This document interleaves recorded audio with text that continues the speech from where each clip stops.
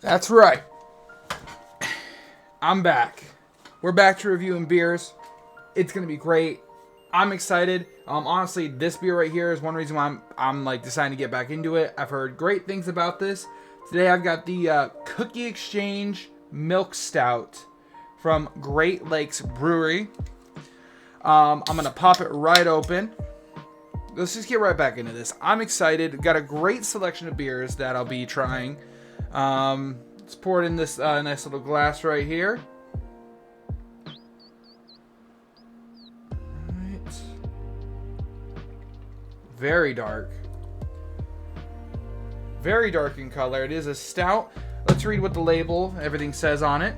So as I said, this is from Great Lakes Brewing Co.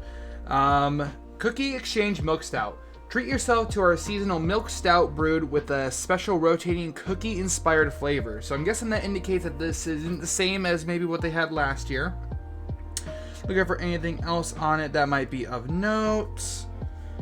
It's a 5.5% alcohol, so it's a little light in terms of a stout. That's all right. Like I said, from what I've heard, a lot of people are in love with this. There's a huge glare on the can. I want to fix that. Let's see if I... There we go. That helps a little bit. We'll get it figured out. But I just want to get right into it. So immediately on the nose, honestly, it smells a lot. It smells very vanilla. Very strong vanilla scent with honestly a very chocolatey, like a chocolate chip, almost like a brownie. Like, okay, I guess a cookie and a brownie are, if it has chocolate chips in it, but almost smells like a brownie more than just a cookie. That's not necessarily a bad thing. It makes me just, like I said, excited to try this. So yeah, those are not a lot of thoughts on I know it's very quick on the smell, but just strong vanilla and almost a brownie, very chocolatey brownie.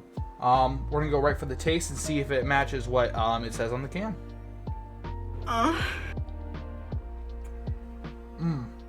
Wow.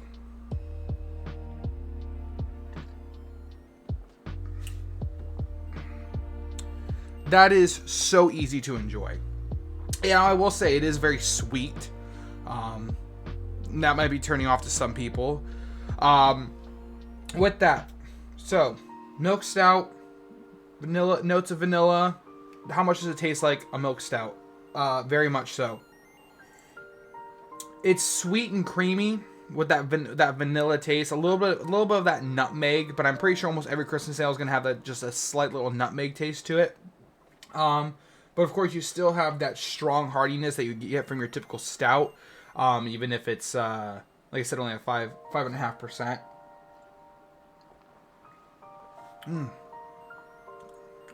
That is delicious. Now I want to say for the advertised taste, it does only tell me, like I said, milk stout with the cookie inspired flavor. So we got two flavors to work off. I do see both. I do want to go a little conservative here and just go 4 out of 5 in terms of that advertised taste. It should maybe be a 5, but as I'm not, it doesn't describe the other flavors which I'm tasting, which I don't know if that's a good or a bad thing because the can doesn't tell me.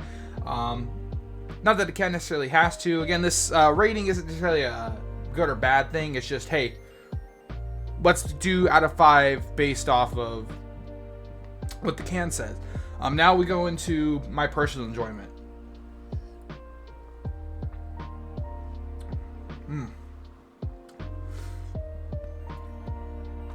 I'm debating between a 4 and a 4.5. And the big thing here is the flavor profile is amazing on this.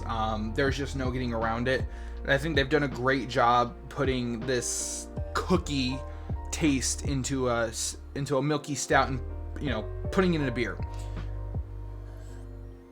My issue is it's so good that it just comes off really sweet. And that's why I know I just told you that.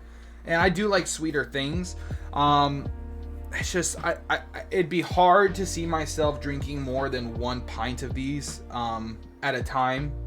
Well, in a row. Maybe not. I'm not double fisting these.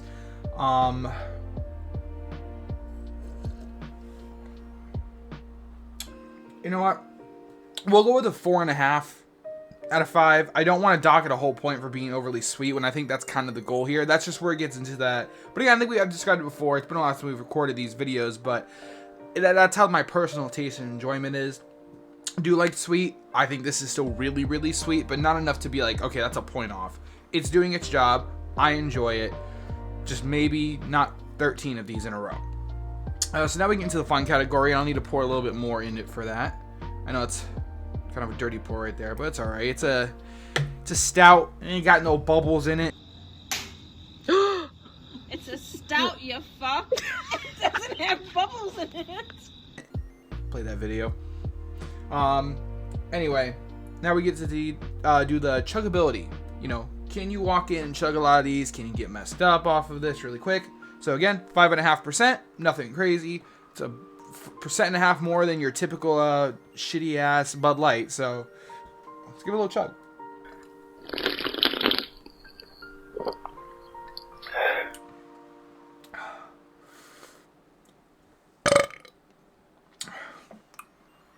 Again, the flavor does not go away. Even on that little bit of a chug, the flavor just retained the whole time. That's an issue, especially with like a lot of just like your typical lagers, I think, is like you get that initial flavor profile and then it kind of goes away.